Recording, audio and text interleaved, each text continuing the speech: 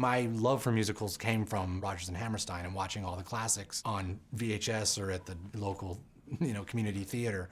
And so I wanted something happy and optimistic and structured in that way. And just in the same way that they would do it about people living in Oklahoma or Chinese Americans in San Francisco or people in the South Pacific, it was like this was our theme and this was our group of people. And it really was, let's try and make a really cool traditional musical first.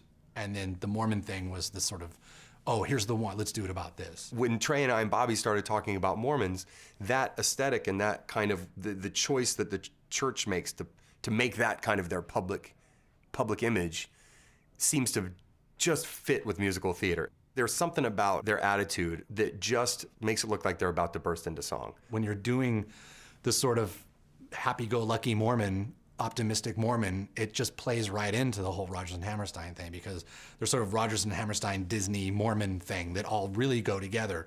There's a lot of, if you were doing a musical about steel workers and they were kind of being that cheesy and doing whatever, you'd be like, come on, but seeing Mormons do it, you're like, yeah, that's how they are. LDS did some commercials back in the 80s, I think, and 70s and 80s, and they were just like these little, really like soft focus commercials about like being nice to people. Or like pick up the trash, like when an old lady falls down, like help her up. It's just like, oh, someone dropped something, pick it up. And there were these little like, those weird little PSAs that just told you to be a good person.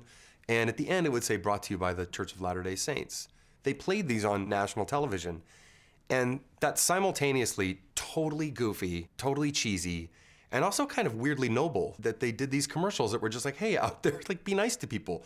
And so while I don't want to paint with a broad brush and say, oh, Mormons are all super nice and super cheesy and have this kind of optimistic attitude, but their church has really put forward, their organization has really put forward that image.